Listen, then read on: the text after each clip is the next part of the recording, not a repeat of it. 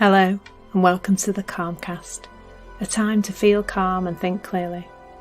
I'm Claire Downham, the Queen of Calm, a transformational life coach. I was a burnt out head teacher who finally made the journey to calm after years of trying, and I want to prevent you from having to do the same. The Calmcast is a series of short explorations, gently guiding you back to your natural state, which is calm and clarity. Just listen like you would listen to music, with an open mind and curiosity. There's nothing else to do. Now let's relax into today's episode. So today's episode is called Thinking Slow and Thinking Fast. And it's come from me noticing, really, with more than one client, that there is a keenness to slow down the thinking. I think it almost goes through more than one phase, really, in that I think there's a phase of life which I remember. I don't remember really being, when I was in it, I don't really remember what it was like, but I clearly had very, very fast thinking. I still think quite fast, but in a very different way. Like I'm quite sharp-witted and fast thinking and find solutions quite quick to things. But that's not the kind of fast thinking we're talking about. So I'm not talking here about your ability to do things well and think quickly that way. What I'm talking about is when we're very sped up and we're overthinking, is another way that people might call it. So there's a phase, isn't there, where we've no idea that our fast thinking is one of the problems that we have.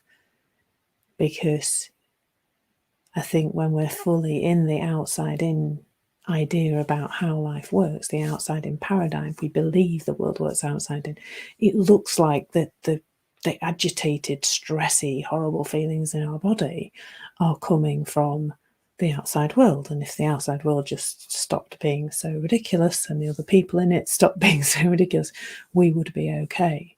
So I think when I know I had racing thoughts, very fast thinking, when I was burning out, and probably for many, many years before that, when I was stressed most of the time. Because I guess my head was never in the present moment. Because when you're in the present moment, there's a lot less to think about, isn't there? Because there's just what is now. And most of that racing thinking is past and future thinking, making up stories about people and their behaviour, shudifying ourselves, which we'll talk a little bit more about in this session, I think. So there's that phase when we've no awareness that our thinking, our fast thinking, is the problem. We think it's everything else and something else, or we maybe do think it's something wrong with us. But what happens when we start to become aware that, all our human experience, the good bits and the suffery bits, are created by our thinking? We maybe want to start changing that. So I speak to an awful lot of people who are both people who are struggling and people who are trying to help people who are struggling, who think it's a thing to guide people towards changing their thinking for better thinking, which just doesn't work. It just doesn't. You can't change your thinking. You can focus your attention better, or in a different direction. Perhaps better is not the right word. But you can't change your thinking. But the other thing that people really want to do is slow down their thinking. And there are many, many ways that you can do that. So clearly meditation is probably the most popular one at the moment. Mindfulness activities. People will do things like going for a walk. I know lots of people who do things like running in order to almost like by speeding up the body, the mind slows down. Not sure how that works, but anyway, people do run, don't they, who've got fast thinking. They will go running. So And then I think what happens is once we've kind of got a tool or technique that seems to work for us, we start to experience that slower thinking and we go into that comparison. So we start to prefer thinking slowly against thinking fast. So then it looks like that's a thing to manage all the time. Now, I'm not saying don't meditate. I never say that. I say do what makes sense to you. But here's something that I said to somebody the other day, and it's the first time I've really said it like this. And it was, I said, this person I was communicating with was saying I had sped up thinking, and she kind of said, I've been trying to slow it down. Now, who's the I trying to slow down the thinking? Because to me, they're one and the same. So what I said was, the trouble with trying to slow down your thinking is that the thing you're using to slow down your thinking is your thinking. And as your thinking can't be at two different paces, it's all fast. So then you've got more fast thinking. Because actually, your thinking isn't really fast. It's just, there's lots of it coming close together. I heard Rudy, one of my teachers, once say that when your thinking feels slower, I guess it's because there's a thought and a full stop, and a thought and a full stop. And when it's fast, it's thought, comma, thought, comma, thought, comma. There's not, well, there might not even be any commas really. It might just be thought, thought, thought, thought, thought. There might be the odd comma, but it's the quantity really, which makes it feel fast. But it's seeing that your thinking is trying to deal with your thinking. Now, to me, now that seems like trying to do your own brain surgery, which I understand is inadvisable even if you are an actual brain surgeon. I hope my brain surgeon, if I ever need one, is very calm and has lovely slow thinking, by the way. I don't know why that popped into my head. But you know, it's doing something with the something, doing something to something with the same something that you, so it's trying to fix something with the thing that you're seeing as broken. So just sit with that for the moment. If I'm going to say it again in a slightly different way, if you're thinking as fast and you're trying to slow down your fast thinking, the only thing you have inside here, if it's to do with thinking, it is more fast thinking. Your thinking can't be at two different paces. You can't access some kind of slow thinking realm while your fast thinking's going. It's all going to be fast. So what happens then if we're trying to slow down our thinking because we prefer thinking slow to thinking fast, then we are adding more fuel to the fire, really. Now, I think all of that need to change. It comes from a place of judgment. We judge the fast thinking as wrong, and then we judge there's something wrong with us probably, and then we kind of need to do something about it. We need to get rid of it. We kind of think that something's terrible's going to happen if we don't sort it out.